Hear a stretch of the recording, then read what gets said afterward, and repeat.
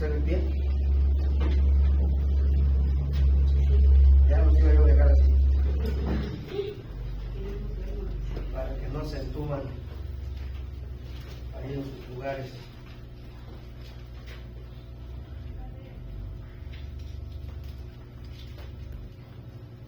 Seguimos en nuestro caminar por este muy interesante libro histórico del Nuevo Testamento, el libro de los Hechos, donde hace 8 días concluimos hasta los versículos 39 hacia atrás.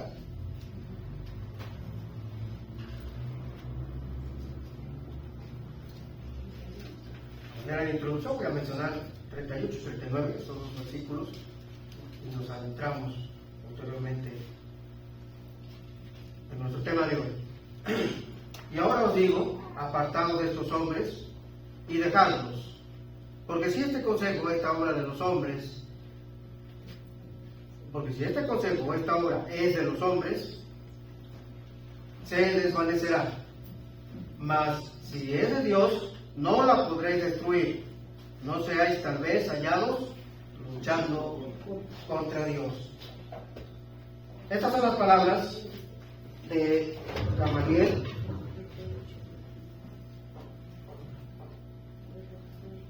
este hombre doctor en teología, un erudito, un sabio de la palabra de Dios, que dirigiéndose, siendo miembro del Sanedrín, él toma la palabra y se dirige al Sanedrín, al concilio, y dirige estas palabras, calmando así los ánimos, por el momento, de estos miembros de este concilio, deseosos de deshacerse de los discípulos. Vean el versículo 33, por ejemplo. Ellos, oyendo esto, se enfurecían. ¿Y qué? Y querían matarlos. Fíjense nada más cómo estaban los ánimos ahí de estos enemigos del Evangelio, opositores, que ya habían logrado tiempo atrás deshacerse de nuestro Señor Jesucristo de la misma forma, matándolo.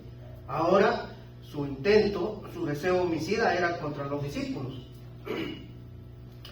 Y este doctor de teología, Gamaliel, se levanta y toma la palabra y les dice: cálmense, tranquilos, no vayan a hacer algo de lo cual vayan a lamentar más adelante.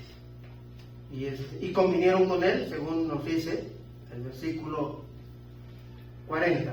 Y convinieron con él, dice, y llamando a los apóstoles, después de azotarlos, les intimaron que no hablasen en el nombre de Jesús, y los pusieron en libertad. Pero antes de avanzar, vemos cómo el consejo que este hombre les da es bastante sabio. Si esta obra, dice, la obra que están llevando a cabo los discípulos, dice, si es de Dios, permanece. Entonces no hay por qué alterarse. Si no es esta obra de Dios, dice, no permanecerá.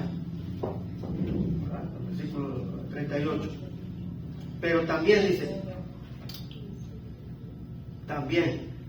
si ustedes continúan adelante en los planes que ya tienen, planes que él sabía porque era miembro. ¿Cuáles eran sus planes de estos líderes religiosos acerca de los discípulos? Matarlos. Él estaba enterado, eran parte de esos planes, lo sabía perfectamente. No seáis tal vez, dice, hallados luchando contra Dios. Luchando contra Dios. Y nosotros reflexionábamos un poquito hace 8 días en que muchas de nuestras acciones llevadas a cabo en la vida diaria son en una lucha nuestra contra los planes de Dios, en la cual luchamos por establecer nuestros propios planes, nuestros propios deseos y no los de Dios, nuestra propia voluntad, estableciendo en nuestras propias vidas y alrededor de nuestras vidas nuestros planes, nuestros intereses, nuestras ambiciones, nuestros deseos malos y buenos, algunos de ellos, pero muchos de ellos malos, ¿no? Y de esta forma nos convertimos también en opositores, porque estamos contraviniendo los planes de Dios, los planes de vida de Dios. Y nos hallamos luchando. Utilizamos un versículo, quizás no lo recuerdan, pero Gálatas, capítulo 5, versículo 17, para darnos una idea de esto. A ver si alguien lo encuentra, por favor, rápido. Gálatas 5, versículo 17. ¿Alguien lo tiene ya? Porque el deseo de la carne es contra el espíritu, y el del espíritu es contra la carne. Y estos se oponen entre sí, para que no hagáis lo que quisierais. Muchas gracias. Dice que los deseos del Espíritu Santo, y los deseos de la carne se oponen entre sí. Los deseos de Dios contra los deseos del ser humano. ¿Sí? Se oponen. Y hay una lucha en nosotros todo el tiempo, porque tendemos y estamos inclinados hacia los deseos de la carne. Y esa es la realidad de muchas de las almas que profesan conocer a Dios, pero con los hechos lo niegan, llevando vidas en la carne. Y por sus frutos los conoceréis. Es decir, aunque a veces no ponemos atención, nuestro testimonio es muy claro para los demás cuando andamos en la carne o cuando andamos en el Espíritu. Cuando andamos cumpliendo los deseos, la voluntad de Dios, o los deseos y la voluntad de nosotros. Nos hallamos continuamente luchando contra Dios. No se sorprenda, eso es real. Es lamentable, pero es real. ¿Sí? Vivimos en una lucha constante contra los planes de Dios que quiere establecer, esos planes de vida eterna en nosotros. Y nosotros luchando porque queremos que prevalezcan nuestros deseos.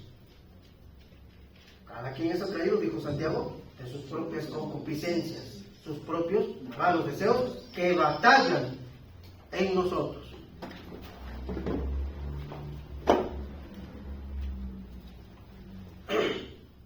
Al tomar Gamaliel la palabra, sus palabras tuvieron un efecto de calmar al concilio.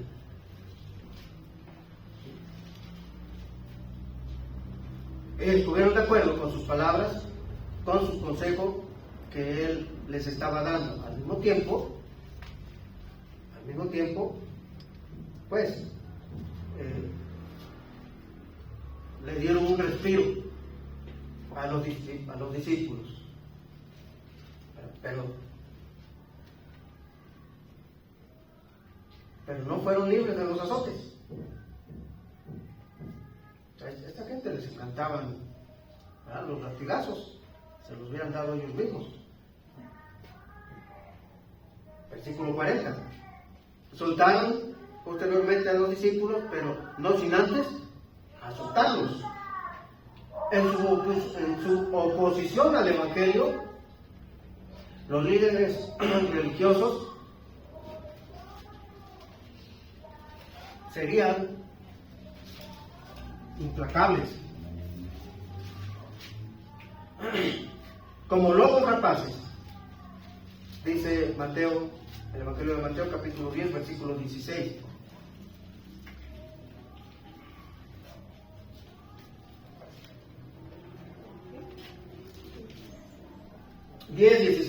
Del Evangelio de Mateo. En su oposición al Evangelio, a doctrina de los apóstoles, al Evangelio de Cristo, estos líderes religiosos no se medían. Todo era valedero en su búsqueda de atacar los principios morales del Evangelio y detener el avance que era notorio, el avance del Evangelio, el avance de la Iglesia de Cristo. Era notorio. Estos líderes religiosos estaban realmente resentidos, celosos, le ardían en envidia, viendo la popularidad de los discípulos que crecía y crecía y crecía, como también más y más discípulos se unían a la nueva fe, la fe cristiana. Y ellos como locos rapaces, y los discípulos como ovejas en medio de lobos, dispuestos a devorarlas. ¿Cómo dice Mateo 10:16? He aquí yo os envío como ovejas en medio de lobos. Sed pues prudentes como serpientes y sencillos como palomas. Gracias, hermano.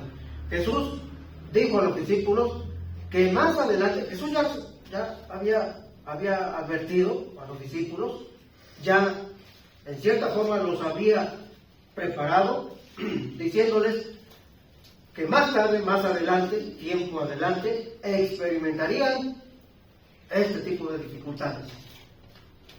Pero mirad por vosotros mismos, porque os entregarán a los concilios y en las sinagogas os azotarán. Allí en Mateo capítulo 10, versículo 17, ¿cómo dice? Y guardaos de los hombres, porque os entregarán a los concilios y en sus sinagogas os azotarán. Gracias. Yo mencioné el versículo de Marcos, capítulo 13, versículo 9, pero es el mismo que acaban de leer en Mateo. ¿Marcos qué, perdón? 13, 9. Pero es el mismo que acaban de leer en Mateo, capítulo 10, 17. Ya Jesús, como ven ustedes allí, ya había preparado a los discípulos en cierta manera, diciéndoles que vendrían más adelante persecución, ¿verdad?, penurias, sufrimiento, problemas, dificultades, por causa de su nombre, por causa de su fe en Jesucristo. Mirad por vosotros mismos, dice, porque os entregarán a los concilios y en las sinagogas os azotarán. Así que estos azotes que acababan de recibir aquí los discípulos, pues ya Cristo se los había adelantado. Y nosotros también estamos expuestos, ciertamente, y advertidos de que nuestra fe en Jesucristo nos trae la bendición muy grande, porque es una bendición tan grande, que tuvo un costo altísimo, ¿sí?, el sacrificio de Jesús. Y nosotros, por gracia, en la misericordia de Dios, que nos concede esa salvación y la aplica a nuestras vidas, y somos salvos por la fe en Jesucristo, por su gracia y por su misericordia.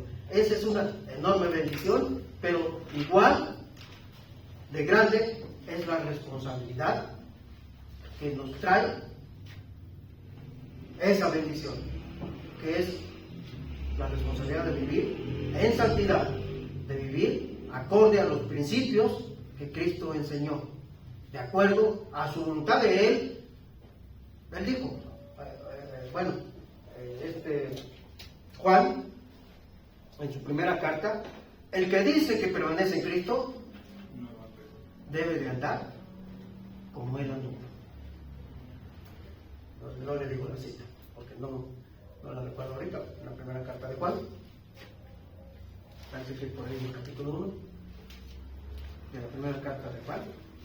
Pero esas que no les doy así la cita, pero sí el texto en cuestión, pues que sea un reto, para que después, cuando en su tiempo libre, los busque, porque ahí está en la Biblia. ¿Puede repetir el El que dice que permanece en Cristo debe de andar como Él anduvo. Cristo no anduvo en malos deseos, no anduvo en parrandas, no anduvo en vicios, no anduvo en chismes, no anduvo en pleitos, no anduvo en mentiras. En Él no se halló pecado alguno, dice la Escritura.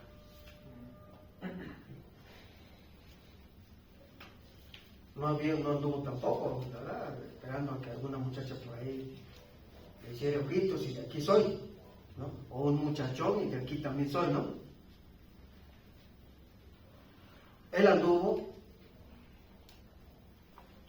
al pie de la letra, apegado a la misión que lo trajo a este mundo, en obediencia perfecta al Padre Celestial, como debe ser nuestro andar, el de usted y mío, cada día. Así debe de ser nuestro testimonio.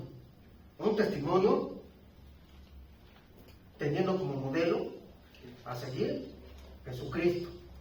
Así como Él vivió, como Él se condujo, ¿sí?, en obediencia a Dios, el Padre, nosotros debemos vivir también así, en obediencia a nuestro Padre Celestial, siempre bajo su voluntad, siguiendo los pasos de nuestro Señor Jesucristo. Vivir por Dios con frecuencia trae consigo también persecuciones y problemas, sufrimientos, penurias, y para los discípulos el sufrir por Cristo era motivo de regocijo. Vean el versículo 41. Y ellos salieron de la presencia del concilio, ¿cómo?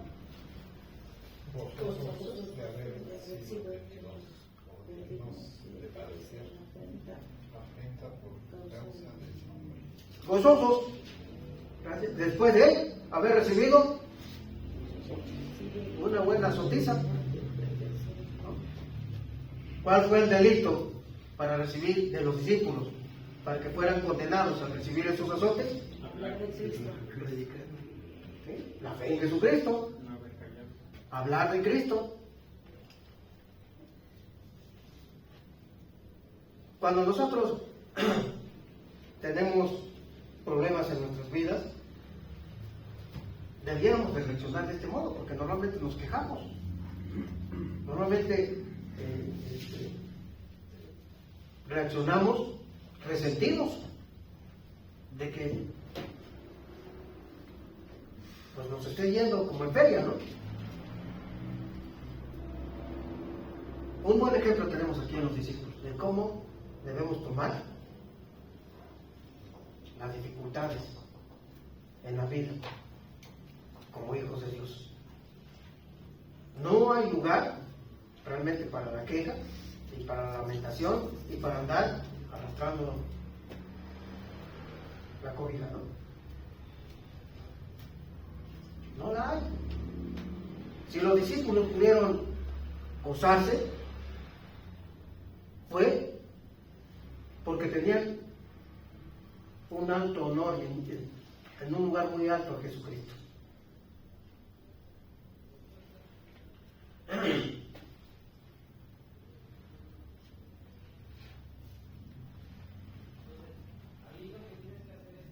Gozosos de haber sido tenidos por dignos de padecer afrenta por causa del nombre. Se sentían ellos privilegiados. Privilegiados de haber sido tenidos por dignos de sufrir por el nombre de Cristo. Fíjense qué mentalidad y qué corazón, ¿no? Para nosotros es una carga normalmente caminar con Dios. Es una carga. Y estamos quejándonos y ay, es que no me lo termino. ¿No? Cuando no es una cosa, es otra. Y todavía no sale un problema y ya estoy en otro. Y nos la vivimos quejándonos.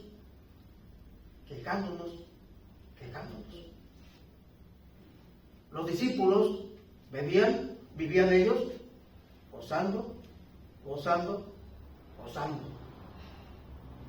porque para ellos era un honor, era una enorme distinción sufrir lo que fuera por causa de Jesucristo. No era una carga, no era un pesar, no era de que yo mejor me regreso de donde estaba.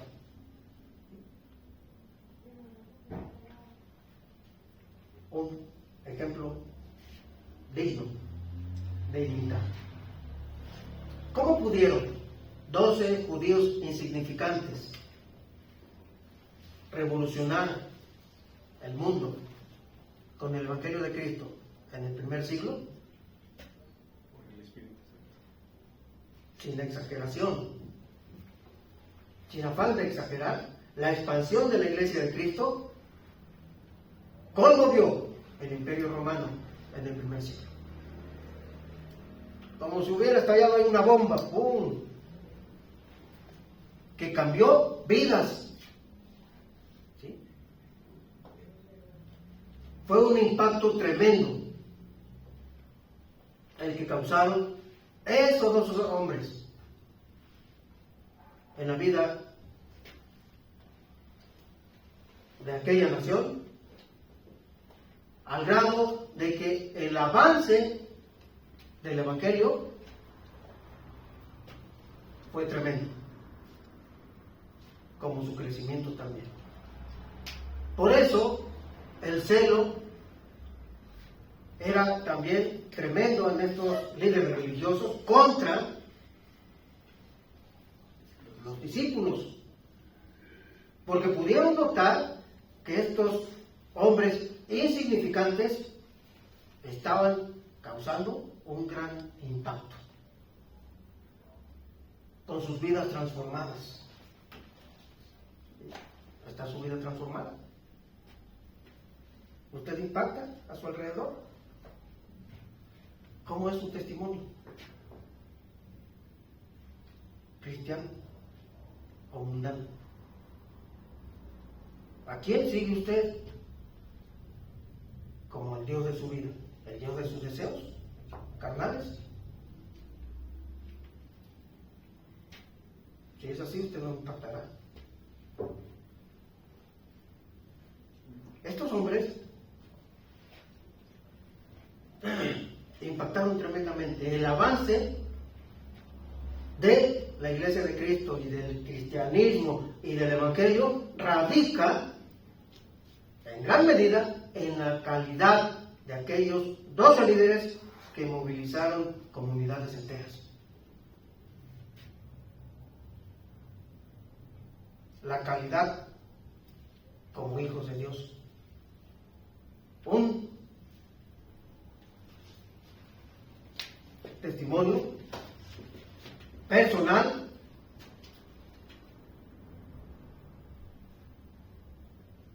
tremendo. Y es que si no ponemos atención en nuestro testimonio,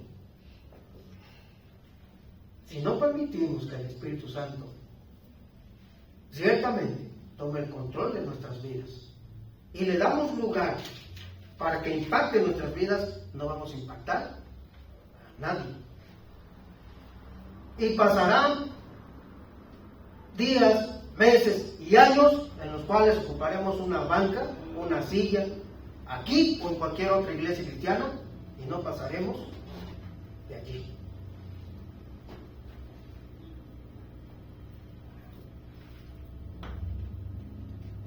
Eran gente común y corriente, los discípulos, insignificantes, ¿sí?, menospreciados en lo cultural, no reconocidos en lo económico, en lo social, en lo político, académicamente, en kinder. Eran gente común y corriente. ¿Cuál era el secreto entonces? Haber recibido a Cristo. De la calidad de estos hombres. ¿Sí? Cristo estaba en sus vidas. Se habían forjado en la fragua y el yunque de un maestro excepcional. Ellos habían sido forjados, instruidos. Así como Pablo a los pies de Gamaliel, el mejor maestro de su tiempo, los discípulos a los pies del maestro de maestros. Forjados por 3 años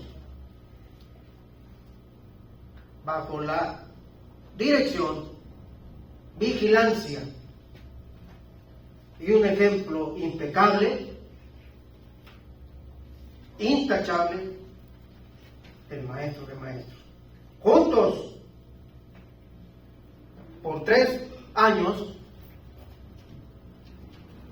pasaron noches juntos, los discípulos con el maestro. En el día recorrían aldeas, predicando y enseñando el reino de los cielos, siguiendo las pisadas de su maestro, escuchando sus enseñanzas. Y no fue en vano, por lo que pudimos nosotros ver hasta el día de hoy. Se habían forjado, ese es el secreto, en la fragua y el yunque de un maestro único, realmente excepcional. Maestros reconocidos en la antigüedad, filósofos, se sentarían hoy a los pies de Cristo para aprender de él. Sócrates, Buda, Confucio, reconocidos en la historia secular, gustosos, estarían a los pies de Cristo aprendiendo del maestro. ¿De quién aprende usted? ¿Quién es su maestro? Yo les he dicho aquí, el maestro de muchos es el secular.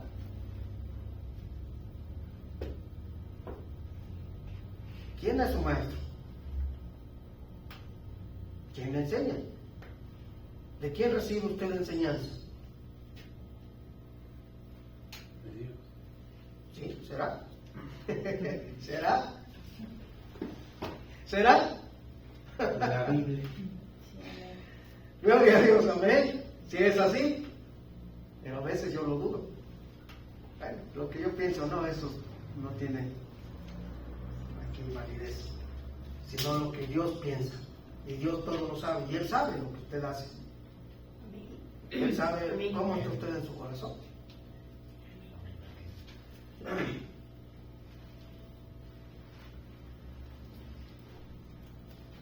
¿Cómo reaccionaron ante las dificultades estos discípulos?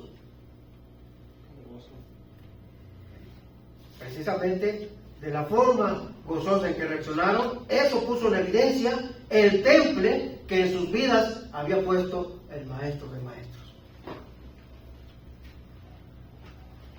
¿Cómo reaccionaron? Puso en evidencia a quién seguían, quién era el Dios de sus vidas, bajo qué voluntad estaban sometidos, bajo la suya o la de Cristo.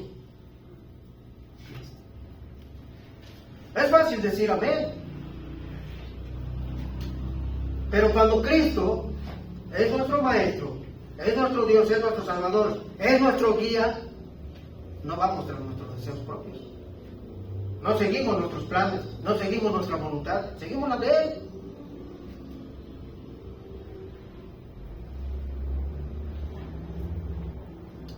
Es más importante.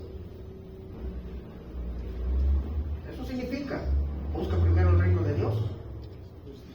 Es que la voluntad de Dios va primero que la nuestra, que la mía. Eso significa. Y si es su voluntad la que prevalece en su vida, Dios no es primero. Aplíquese y apliquemos la palabra en nuestras vidas. Alabaron a Dios porque, fíjense, Dios les permitió sufrir persecución como su Señor. Ya lo resaltábamos hace un momento, ¿no? Versículo 41. Alabaron a Dios por sufrir. Leí aquí Caleb hace un momento, leyó la carta de Pedro, capítulo 4, versículos 12 al 19, donde se nos dice que si sufrimos somos bienaventurados. Si sufrimos por Cristo, hay gente que sufre, pero Cristo no está en sus vidas, o sea, sufren por sus pecados, por otras razones. Pero si nuestro sufrimiento, como en el caso aquí de los discípulos, que habían sido azotados, ¿por qué? Por causa de Cristo. Pedro nos menciona eso, que cuando sufrimos así por causa del Evangelio, por causa de nuestra fe en Jesucristo, somos bienaventurados. Y recuerdan, ¿no? Primera carta de Pedro, capítulo 4, versículos 12 al 19. ¿Sí?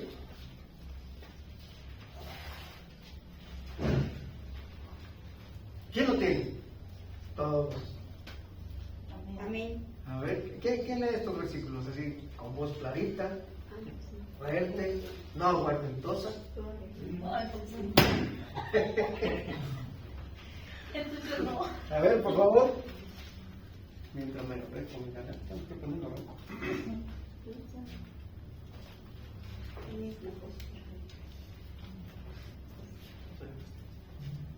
¿Nadie? ¿No? Pero lo leo yo, permítame. Creí. ¿Cuatro? Amados, no os sorprendáis del fuego de prueba que os ha sobrevenido, como si alguna cosa extraña os aconteciese. ¿Todo? ¿El tres también? Sino gozaos por cuanto sois participantes de los padecimientos de Cristo, para que también en la revelación de su gloria os gocéis con gran alegría. Si sois vituperados por el nombre de Cristo, sois bienaventurados, porque el glorioso Espíritu de Dios reposa sobre vosotros. Ciertamente de parte de ellos es blasfemado, pero por vosotros es glorificado. Así que ninguno de vosotros padezca como homicida, o ladrón, o malhechor, o por entremeterse en lo ajeno. Pero si alguno padece como cristiano, no se avergüence, sino glorifique a Dios por ello, porque es tiempo de que el juicio comience por la casa de Dios. Y si primero comienza por nosotros, ¿cuál será el fin de aquellos que no obedecen al Evangelio de Dios? Y si en el justo con dificultad se salva, ¿en dónde aparecerá el impío y el pecador? El impío y el pecador. De modo que los que padecen según la voluntad de Dios encomienden su alma al fiel Creador y haga el bien. Gracias, Amén. hermana. Se dice impío, porque tiene acento en la última I. Ahí se enfatiza. Impío. Limpio.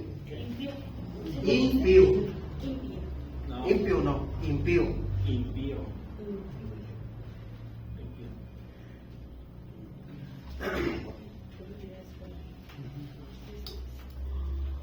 Dios los consideraba dignos de padecer afrenta por causa del nombre, y los discípulos asimismo se gozaban, considerándose también dignos, porque Dios los dignificaba, de padecer, de sufrir, de estar en problemas y en dificultades, por causa del Evangelio, por causa de Jesucristo.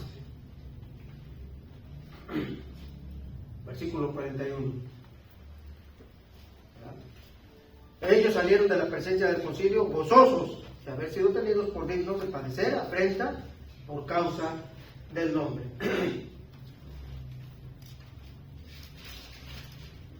No solamente era el gozo de sufrir, también era el denuedo, el entusiasmo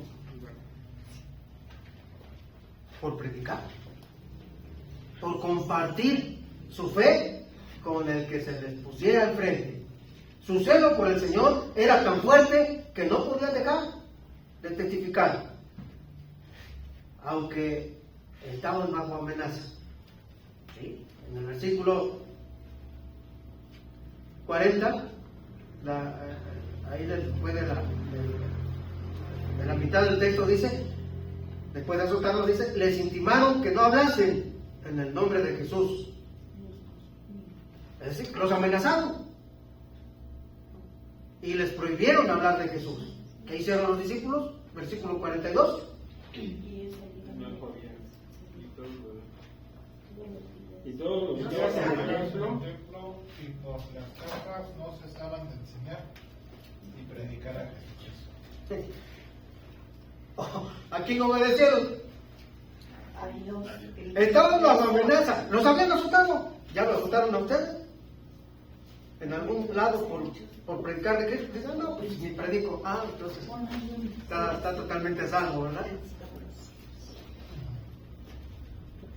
Pero bueno, aquí en nuestro México, todavía, gracias a Dios, tenemos una libertad que a veces, pues, la verdad es que yo creo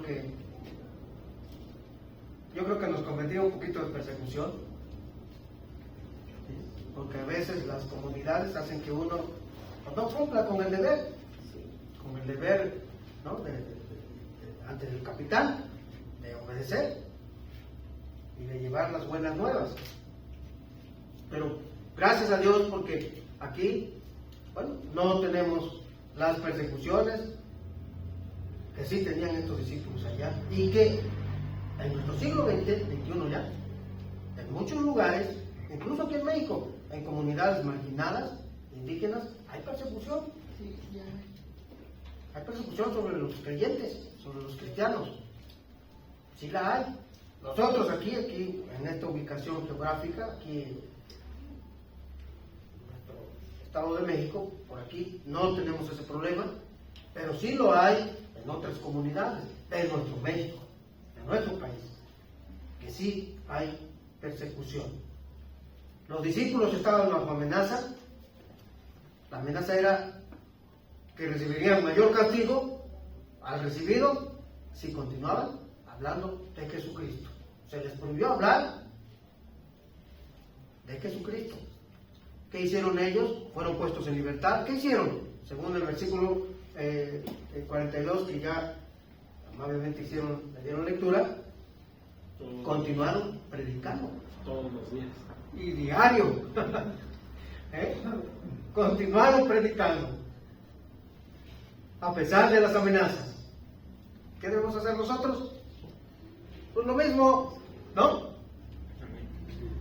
¿O no? ¿Sí o no? ¿Amén o no amén? ¿Qué debemos hacer? Predicar. Hablar de Predicar.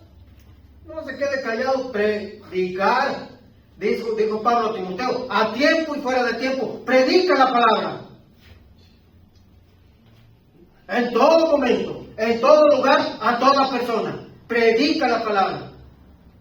Te mando, te exhorto, dice Pablo a Timoteo, que a tiempo y fuera de tiempo, o sea, en todo momento, predica la palabra. Prediquemos la palabra. Que ese sea nuestro tema de plática, de diálogo, de charla, con quien hablemos, pues hablemos de Cristo, porque ciertamente si hablamos, y a veces hasta por los codos, pero no de Cristo, hablemos de Cristo. Hable de Cristo. ¿Se va a enojar Dios? Que se enoje el medio mundo.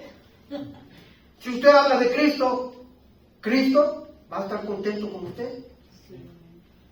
Si usted lo anuncia, si usted lo predica, si es el tema de su conversación,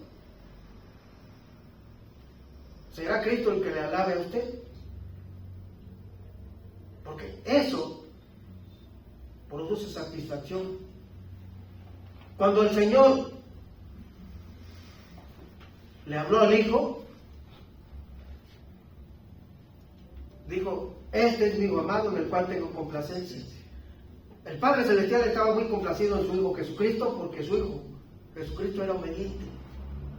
¿Y qué andaba haciendo Cristo? Predicando por todas partes, enseñando el reino de los cielos, que ya se había acercado a los hombres. Ahí estaba, y había que anunciarlo.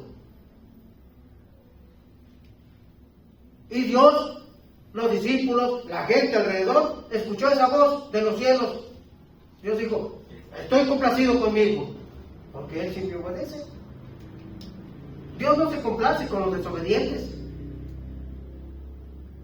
Pero si usted obedece, entra en la complacencia de Dios, en el beneplácito, en el gozo del Señor.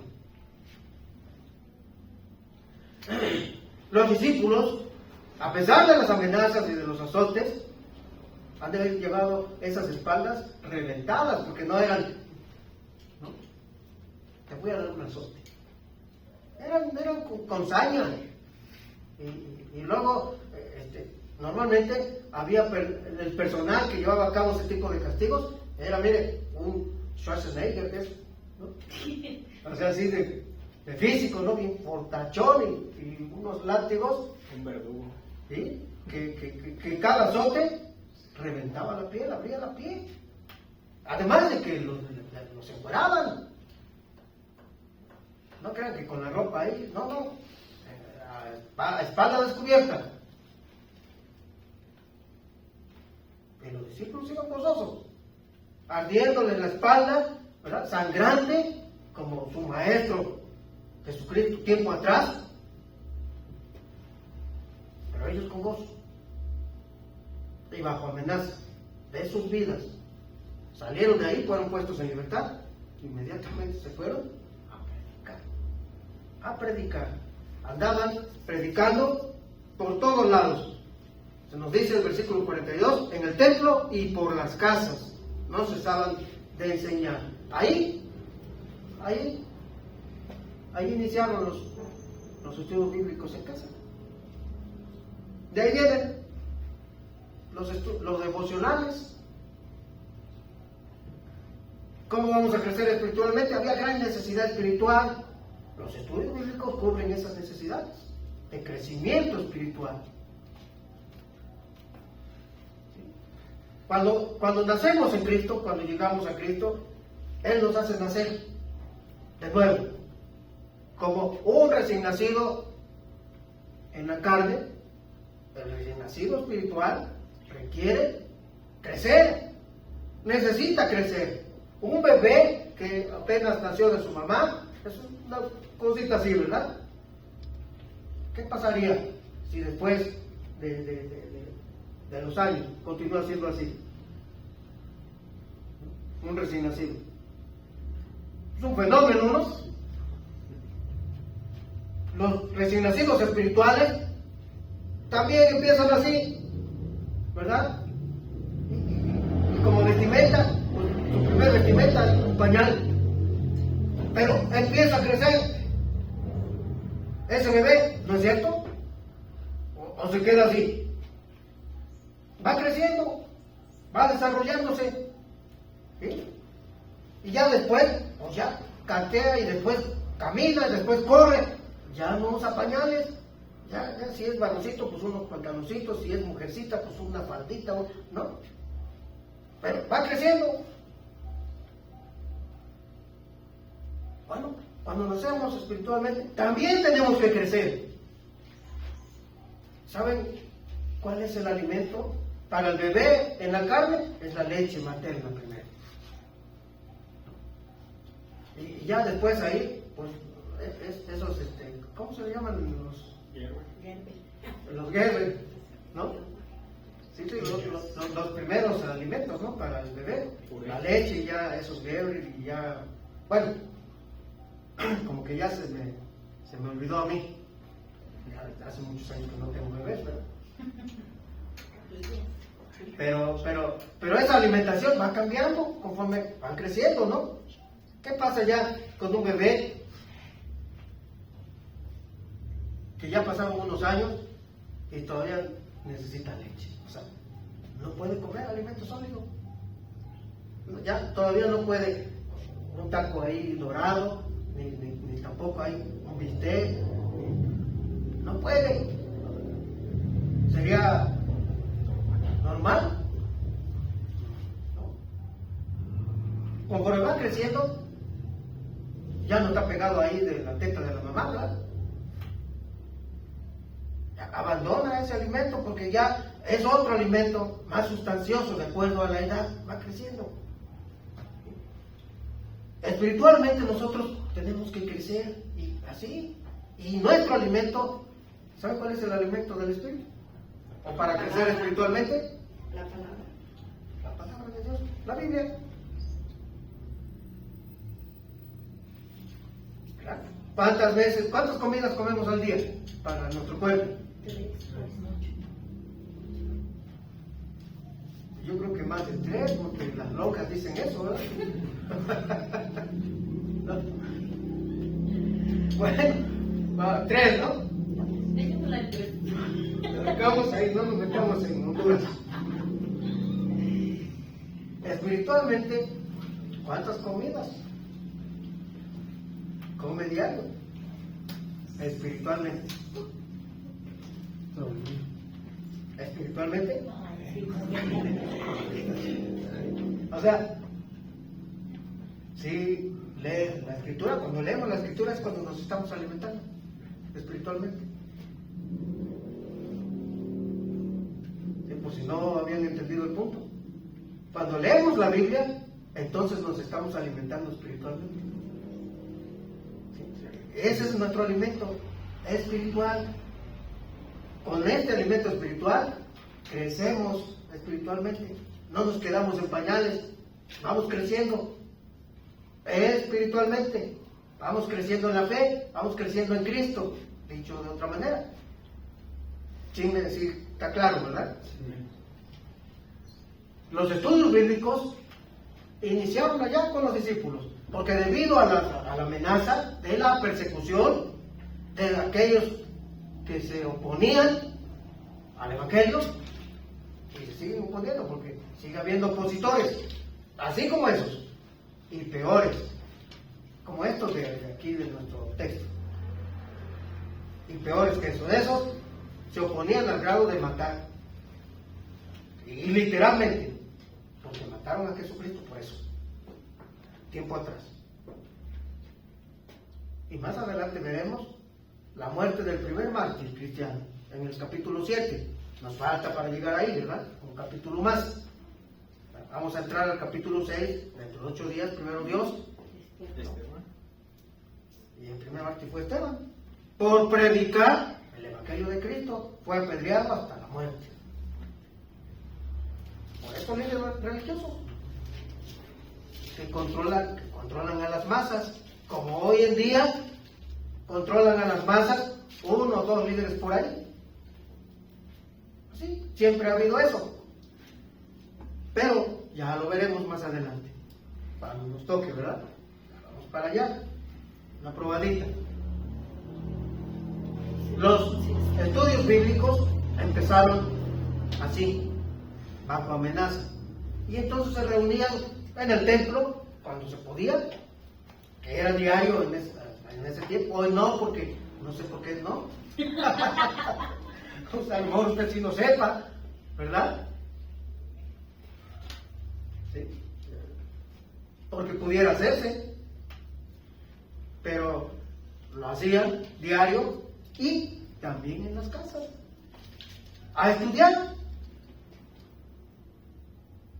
porque querían crecer espiritualmente, querían aprender. Hay mucho que aprender de la palabra de Dios.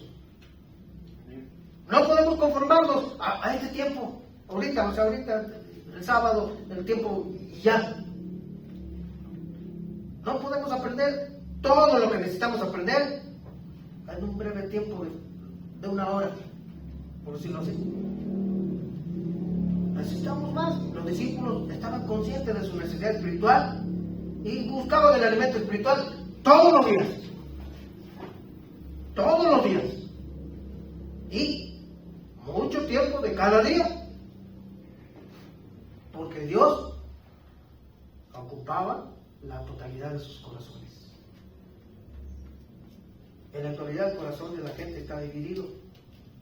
Y Dios ocupa una porción muy pequeña del corazón, de la mente y de la vida de los creyentes de hoy. Porque hoy están llenos de, no quiero ofenderles, pero de basura. Gran parte de lo que está lleno el corazón y la mente, la vida de los creyentes actuales, pero no de Dios.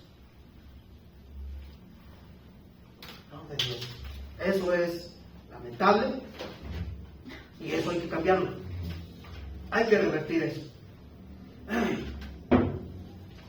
A la vez de que aprendían con estos estudios en casa, estudios bíblicos,